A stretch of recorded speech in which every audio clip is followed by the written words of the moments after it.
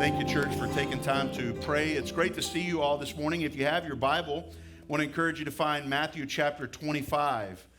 On a beautiful, balmy morning like this, the only people that get out for the 9:15 service are either those that are super committed to the Lord or crazy. And so we'll let you kind of figure out which one of those you are, but I'm loving this weather. Anybody else just super excited about this? This is our reward for having to put up with summer here in Texas. So I don't want to hear anything about how cold it is. I really don't. I love you and I want to have compassion, but just give me a day. That's all I'm wanting, right? I read a quote this week that I'd like to share with you. But before I do that, I had some work done on my car this weekend, the Suburban I've shared with you before. And I want to share this with you again. If you see my Suburban burning on the side of the road, I'm going to just tell you two things about it. Number one, don't put it out, please. And then number two, know that I'm the one that set it on fire, okay? This thing has, from the moment we bought it used, it has just been nothing but trouble. But I did some work on it this weekend, and I was just so grateful, I just kept saying over and over again, thank you for helping me with this. Thank you so much. Thank you so much. And he said, well, let me get it fixed first. You know what I'm saying? And I was kind of giving preemptive thanks because of the work that he was doing for me. And so I want to share this quote with that in mind.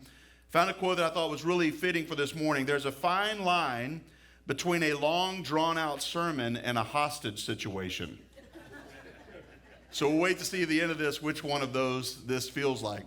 I was having a conversation with a friend of mine, and he was going into a conversation with some people that he dearly loved, and he wanted to address some issues that he felt like he needed to address in this conversation. And so I was asking him afterwards how it went, and he said, well, I went in there thinking I'm going to address some of the issues that I felt like other people needed to address, and then all of a sudden the whole conversation turned into a conversation about what I wasn't doing, you know, where I was failing or the things that I needed to do better. And he said, you know, I preferred the conversation I had in my mind where I'm going to be able to point out in others where they're failing, but it turned into this conversation about all the things that he was doing wrong.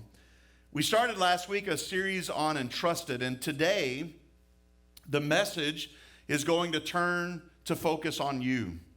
Last week we focused on the owner, God, but today the focus is going to be on us. I want to read again in Matthew chapter 25 this story of the talents, and then I want to draw three lessons today for us of what God would tell us about being stewards of what God has entrusted to us. Notice in verse 14. For it will be like a man going on a journey. Now, for those who missed last week, the it there is a reference to the return of Jesus.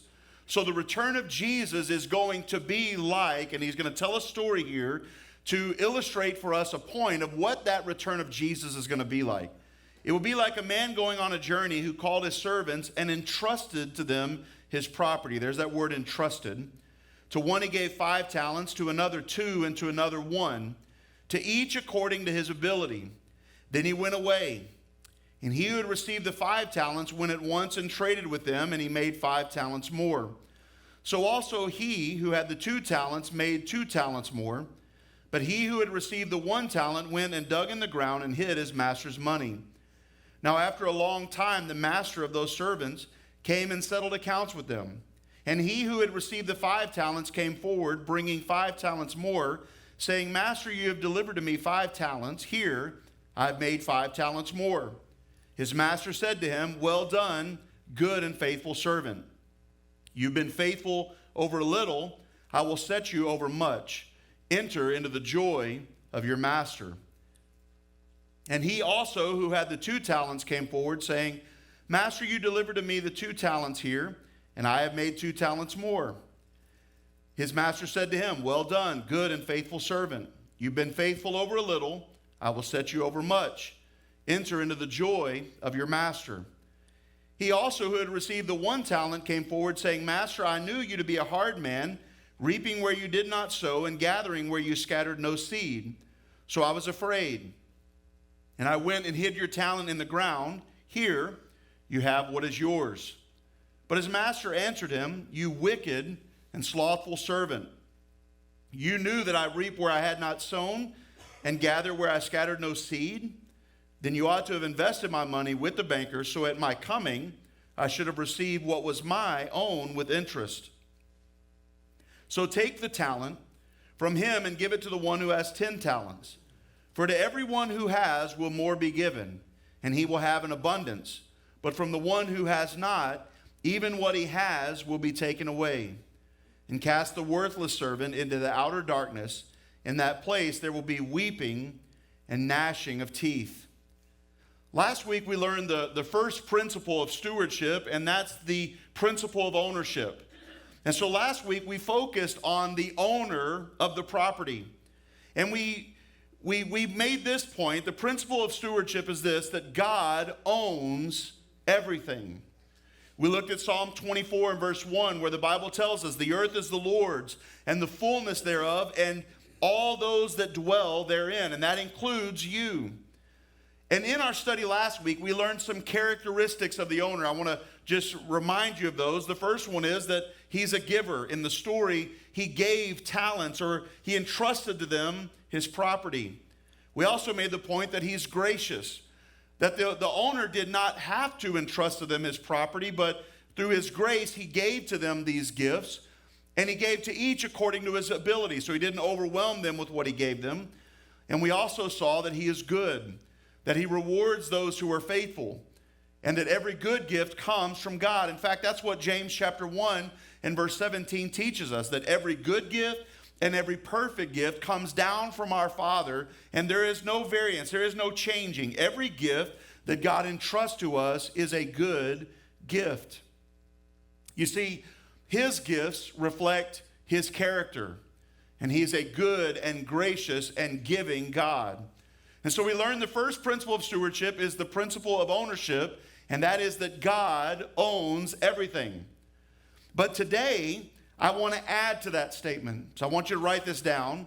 God owns everything, and I am the steward of what is entrusted to me. So God owns everything. That's the principle of ownership. And then the principle of stewardship is I am a steward of what is entrusted to me. So we're going to learn 3 more principles today, and I want to share those with you. And these principles have to do not with the owner, they have to do with you as the steward. So stewardship principle number 2 is this. I want you to write this down. It's the principle of responsibility. And that is simply this, that God owns everything, and I am responsible for what is entrusted to me.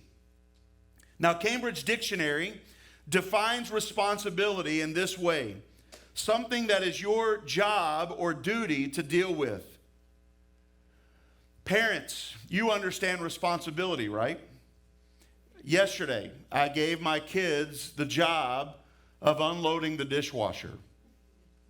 Now, keep in mind here, I had loaded it. I had run the dishwasher. I had done all the nasty work. I was simply asking them to take responsibility and place those clean dishes into the proper place. And it was met with much joy, as you can imagine. Because heaven forbid I asked them to do one chore, not just on a Saturday, but for the week. And so they started moaning about it, and my response in a loving, godly way is, well, just deal with it. Isn't that so kind? I'm going to write a book on parenting. It's going to be called Just Deal With It. Years ago, my family, we were given a wonderful gift by some friends. They have a beautiful home up in Steamboat Springs, Colorado. It is a gorgeous luxury home, and they said, we would like to gift you a week in that home to take your family on vacation. We were absolutely overwhelmed at the thought. So we got there, and this home is, I'm telling you, exquisite.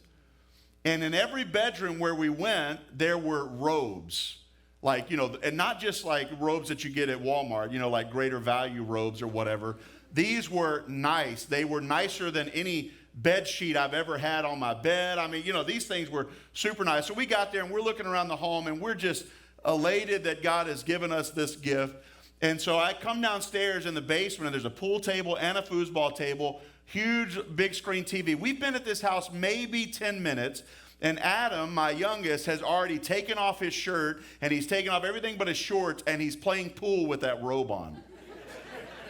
I mean, we don't have robes in our house. Like, he has never done this before. But you'd have thought you thought this kid was royalty. He's out there, he's like, yeah. And I'm like, why don't you just get a cigar while you're at it? It's just unbelievable. So we walk around this house, and I mean, there's stuff in this house. I don't know where they got it from, but I guarantee you it's not at a store I've ever shopped at. And so I sat my kids down, and I said, I want to be very clear about something. There are things in this house that are worth more than my life. So please understand, this is not our home. This is a gift. This is something that someone has allowed us to use, and so we want to be responsible with what has been entrusted to us. That's responsibility. It's an understanding that we have a duty or a responsibility to deal with it. I want to remind you that this story is told in response to a question that the disciples had asked of Jesus in Matthew chapter 24 and verse 3. In that verse, they simply asked Jesus, when is it that you are going to return? And you recall from last week that Jesus' response in the verses that followed was very simple. Stay awake, be ready, and be that faithful and wise servant. And then the servant with one, I want you to notice in Matthew 25 and look down to verse 15. To the one he gave 5 talents, to another 2, and to another 1, each according to his ability. And then he went away. Now look down to verse 19. Now after a long time, the master of those servants came and settled accounts with them. And I shared with you last week that we are living in the in-between of those verses. That the master has entrusted to us his property, and he's gone away, but one day he's going to return. And I want you to know this about stewardship. What we do now with what God has entrusted to us is what matters. Because once the master returns, it's too late. General Douglas MacArthur said this, the history of failure in war can almost always be summed up in 2 words, too late. Too late in comprehending the deadly purpose of a potential enemy, too late in realizing the mortal danger, too late in preparedness, too late in uniting all possible forces for resistance. And the same is true of stewardship. Too late doesn't work. The time for responsibility for what God has entrusted to us is now. Once the master returns, once verse 19 happens, you can't go back and have a redo. I mean, you think about it for a moment that when we stand before God one day and we offer to him an account of our lives, what will we be able to offer him? We can't tell God at that judgment seat and say, all right, God, hang on a second. I didn't quite do enough. Let me go back in time and relive my life so that I could do more for you. Too late when it comes to stewardship doesn't work. And I'll say this as well here, that too late doesn't work when it comes to salvation. There will be a lot of people who will spend their eternity separated from God because they live their lives as if there was no God or that Jesus would not save them. And then in eternity, they're going to face the reality that there was a God and that we are sinners and that we would spend our eternity separated from God. And many of them will be crying out, as we find in Luke 16, they will be crying out for mercy, but there will not be mercy because it's too late. The opportunity for salvation is now. In fact, Paul wrote in 2 Corinthians chapter 6 that behold, now is the day of salvation. Don't wait until it's too late. If you've never placed your faith in Christ, today is the day for you to make that decision. And the same is true of stewardship. Tomorrow may be too late for you. And in the in-between, I want to learn just a couple of lessons about responsibility. Write these down. Number 1, you are not responsible for how much you receive. I want you to hear that well. You're not responsible for how much you receive. The property in this story belongs to the owner. And because it is his, he can determine, I'm going to give Bob 5, and I'm going to give John 2, and I'm going to give Robby 1. And that's his responsibility, not yours. Number 2, you are not responsible for what is given to someone else. This is one of my favorite principles of stewardship. That God does not expect you to give. God does not expect you to do the same thing with your 1 that someone with 5 is able to do. God only holds us accountable and responsible for what has been given to us, not what is given to someone else. In John 21, there's a great story, an encounter between Jesus and Peter. And in that story, in that moment, Jesus tells Peter, one day you're going to die. You're going to be taken to a place you didn't want to go. They're going to dress you because you're not going to be able to dress yourself, and your arms will be stretched out, and you're going to die. And Peter looked over at John and said to the Lord, well, Lord, what about him? And you know Jesus' response? If it's my will that he lives until I come, what is that to you? You follow me. Peter, I'm not asking you to bear John's burden. I'm not asking John to bear yours. I'm not entrusting to John the same things that I'm entrusting to you. All you need to worry about is following after me. God does not hold you responsible for what he has given ultimately to someone else. Now God, in this story, the master graciously gives gifts to his servants. Warren Wiersbe, in his commentary on the Bible, said this about those talents. The talents represent opportunities to use our abilities. If 5 talents were given to a person with minimal ability, he would be destroyed by the heavy responsibility. But if only 1 talent were given to a man of great ability, he would be disgraced and degraded. God assigns work and opportunity according to ability.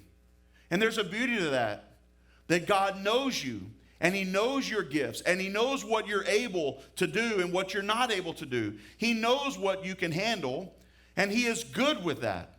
He's not expecting you to be something that you're not, but he entrusts to you what he knows you are able, and you are responsible not for what's given to others, but for what God has given to you.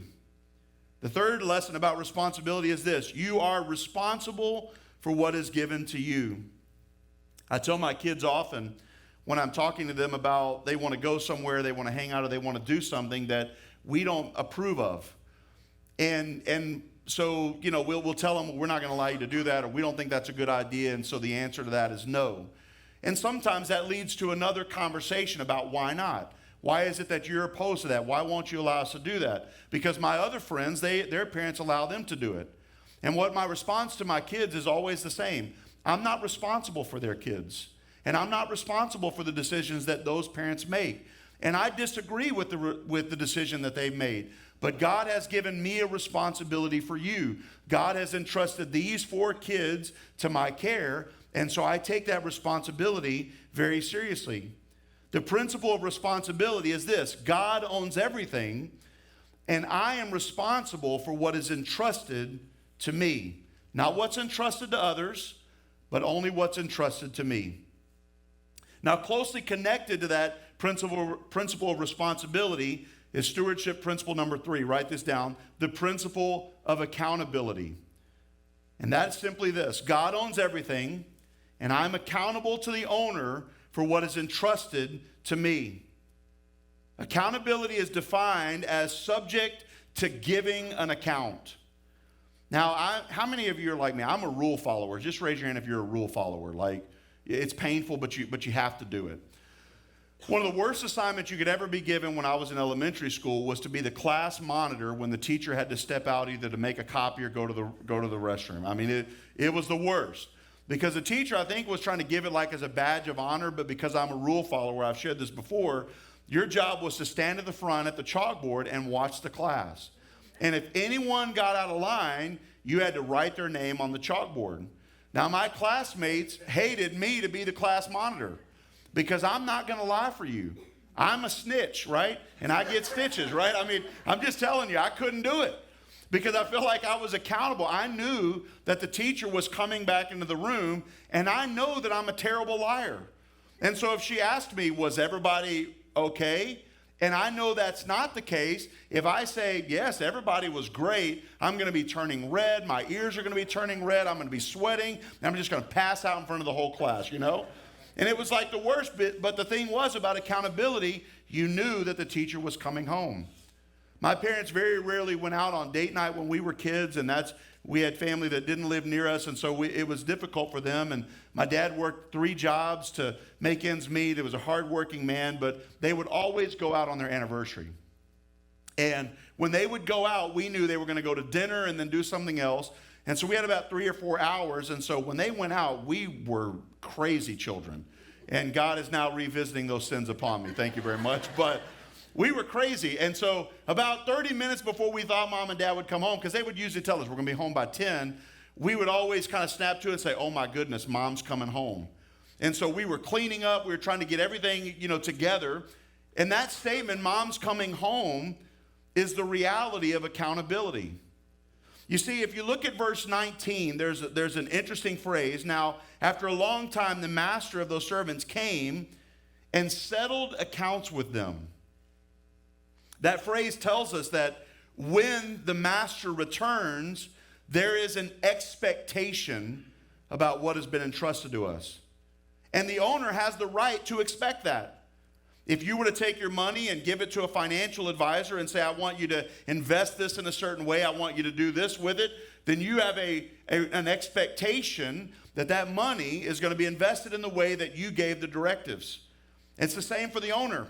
Knowing the expectation should affect how we live.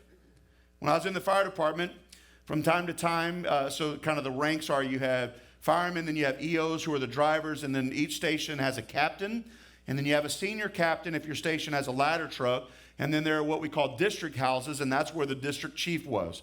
So kind of your chain of command was your captain had authority over you, and then you had the senior captain, and then the district chief. But I was at a station that only had a captain. We didn't have a ladder truck, and so my highest ranking officer at the station was my captain. And once a year, maybe sometimes twice a year, we would get a call to the apparatus floor, and we were told that the district chief was coming for an inspection. Now, the district chief is he's the main guy, or she's the main person that the whole district is responsible for. And then, of course, they have people higher up the chain of command.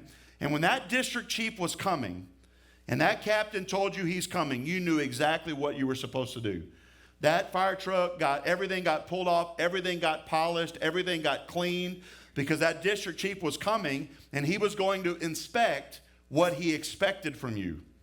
And one of those things was we had ID tags, and had a little barcode, and it was a way that you would enter your EMS or fire records. And on one day, I was told that the district chief was coming, and I did not have my ID tag. And that was an automatic send you home moment. If the district chief or your captain found that you didn't have a name tag, you're gone. And you had to have it on your shirt. And so I knew it was happening. I'm looking, and I just told my captain, I said, Captain, I do not have my name tag, and the chief is coming. And he just looked at me like, how could they have hired you? You know what I mean? Just that look. And so I said, I'm so sorry, because I knew that the chief was coming, and a part of that inspection was we would line up on the apparatus floor, and they would look at our uniform. You had to have a certain color pants, you had to have a certain belt, you had to have your name tag, your shirt had to be tucked in, Class B, Class A uniform, whatever they said, that's what you had to do. So we all lined up, and I kind of put myself right in the middle of the line just hoping, and I was just praying like, Lord, let this be the day that he doesn't look for the ID. And he answered my prayers. The chief looked me up and down, and your tag would always hang right here, and I had nothing there, And so, like, as he came by, I started, like, flexing, to distract him. No, I didn't do that.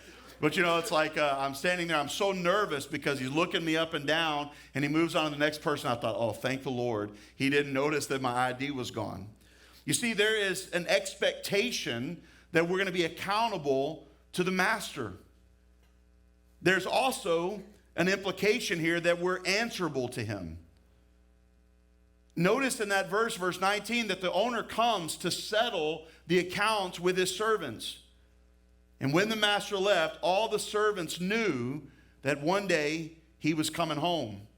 And they knew that they would be answerable and accountable to the owner for what they did with what was entrusted to them. That's why the one that was given 5 went and invested it and made 5 more. That's why the one with 2 invested it and made 2 more. And that's also why the one with 1 went and hid what he had. But he knew that he was accountable. In verse 24, notice what that one servant said. He also who had the 2 talents came forward saying, Master, you delivered to me 2 talents. Here I have 2 talents more.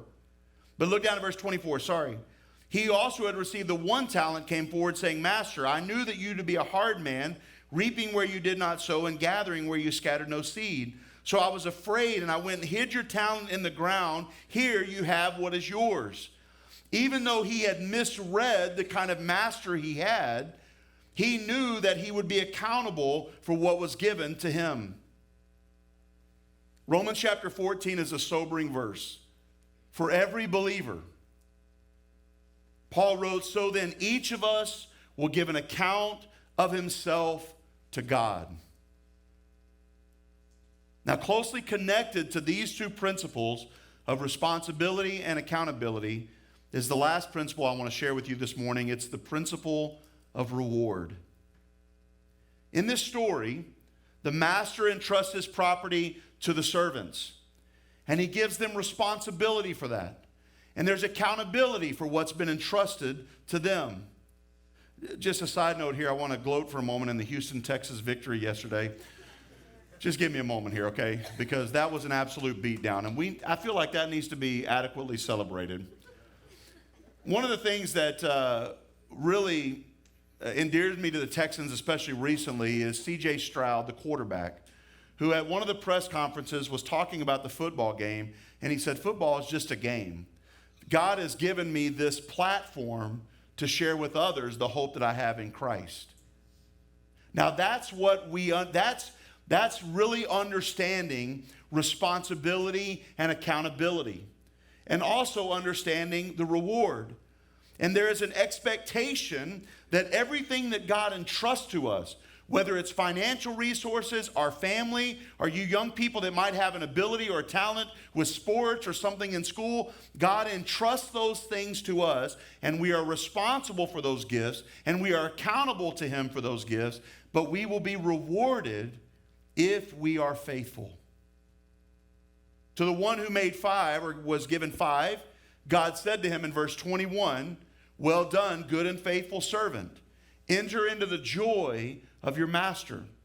To the one he had given 2, who had invested the 2 and came back with 2, what did he say to him in Matthew 25:23?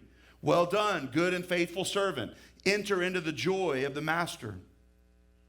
But to the one who made nothing and simply gave back to God what was his, notice the response in verse 26, "You wicked and slothful servant. You knew that I reap where I have not sown and gather where I scattered no seed. Then you ought to have invested my money with the bankers, and at my coming I should have received what was my own with interest." I'm not proud of you for giving back what I gave to you. I'm not going to reward you for doing nothing. He rewards faithfulness. The difference between a faithful and an unfaithful servant is not how much was entrusted to them, but how they used it. I want you to see that. God doesn't say to the one with 5, "Well done, because I gave you more and you made more." But the one that had 1, here's the reality. If he had done with the 1 what the one with 2 and 5 had done, he would have received the same response and the same reward. When you stand before God, there is one thing that God is looking for in your life as a steward: faithfulness. God will judge your life according to your faithfulness to him. 1 Corinthians chapter 4 and verse 2, Paul writes, "Moreover, it is required of stewards that they be found faithful." And I want to share something with you about the owner that I hope will change your mindset. Not only does the owner reward faithfulness, he wants to reward faithfulness. For every parent in the room, is there a greater joy than rewarding your kids for a job well done? Is there a greater joy that you feel as a parent when you give your child a good gift? I want to read to you just some scriptures from the Word of God, and I want you to listen to what it tells us about the heart of our Master. In Matthew chapter 5, Jesus said, "When you're persecuted for righteousness' sake, rejoice and be glad, for your reward is great in heaven. For so they persecuted the prophets who were before you."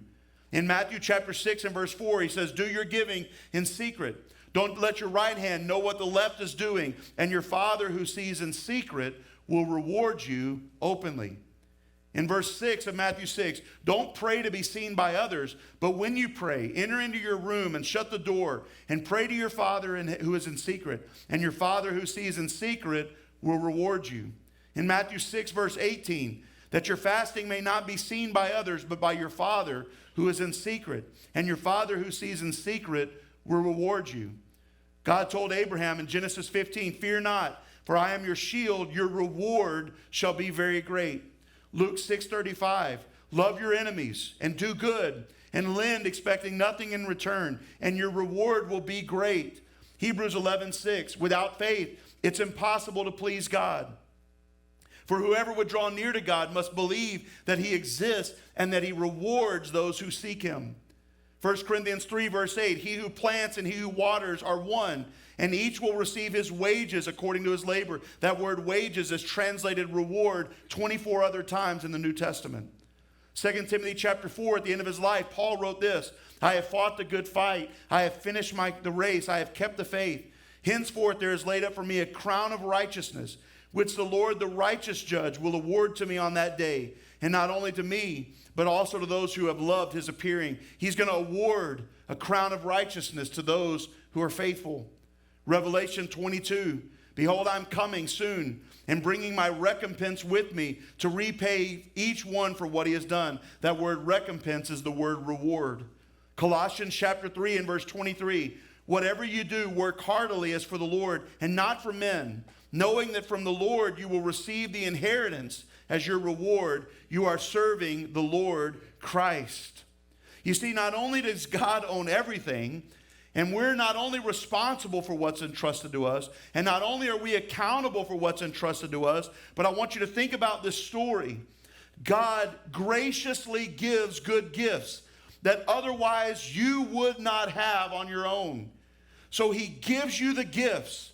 And then when you are faithful with those gifts, he turns around and rewards you for those gifts that you didn't earn, that you didn't deserve, and then you could not manufacture on your own. But not only does he reward us, I want you to know that he wants to reward you. I think a lot of people have a skewed idea about God, and that's why we fear the day of judgment. Many of us think that God is a ruthless tyrant who expects things to be done his way or else, and he's hiding, and he's returning, and his desire above everything else is to judge you, to punish you. But I want you to think about something. At Christmas time on social media, so many of you saw Christmas pictures. And I want you to this afternoon go back on your timeline, on Instagram or on Facebook, whatever you're on. And I want you to go back and find some of those Christmas pictures. And I want you to look for those pictures where the kid is opening up their gift and the camera is focused on that kid, but in the background, there's a parent seated nearby. And that kid is going to have this look of joy and excitement about the gift that's been given to them. But do you know who else is going to be smiling in that picture? The parent in the background who gave them the gift. Why? Because every parent wants their kids to be happy and joyful. That master in the story is also called in other parts of the Bible your father. And he gives good gifts to you. You see, God owns everything. But the principle of reward is this, that he joyfully rewards faithfulness. Not begrudgingly. He's not mad about it. In fact, to the ones that he rewarded, what did he say? Enter into the joy of your master. Enter into the joy of your master. God rewards us, but he also, at the depth of his heart, wants to reward us. So I want to take you back to the question I asked last week from Matthew chapter 24 and verse 45.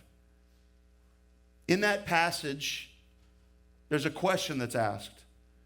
Who then is the faithful and wise servant whom his master has set over his household to give them their food at the proper time?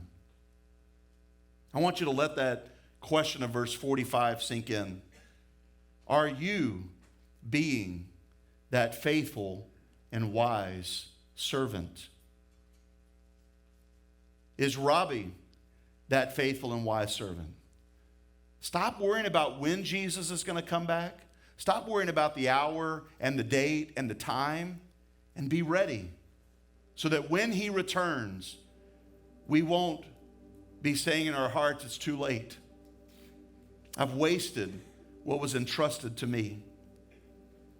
4 principles of stewardship: the principle of ownership, the principle of responsibility, the principle of accountability, and the principle of reward. So I ask you today, are you being a faithful and wise servant? Are you being a good steward of what God has entrusted to you? And think outside of your money and your possessions. Think about your kids. Think about your marriage. Think about your abilities and your time, the life that you've been given. Are you being that faithful and wise steward? Today I want to offer you a prayer of stewardship. Maybe something that you could pray at the beginning of every day this week. Lord, make me faithful. Lord, make me that faithful steward. Will you stand with me today? I want to pray over us. I want to pray that prayer of stewardship. And then our worship team is going to lead us in a song. And what my hope is today, that you would pray over and over again that prayer. Lord, make me faithful. And maybe as the worship team is leading, you might just come down here today and bow down and pray that prayer in front of your brothers and sisters, not to be seen by them, but so that we might pray for one another, that we would be a people who are faithful stewards of what God has entrusted to us. So will you make that commitment today? That as the worship team is leading the song in just a few moments, as we see people come forward and begin to kneel and pray, will you make that commitment that you're going to pray that over them and that you'll pray that over your life as well? We just want to make room and give space for God to work in our hearts today. So will you pray with me? Lord, make me faithful. Gracious and loving God, we understand that you call us to be the stewards of your abundance, the caretakers of all that you've entrusted to us. And help us always to use your gifts wisely and teach us to share them generously. May our faithful stewardship bear witness to the love of Christ in our lives. And we pray this with grateful hearts for all that you've entrusted to us. In Jesus' name, amen.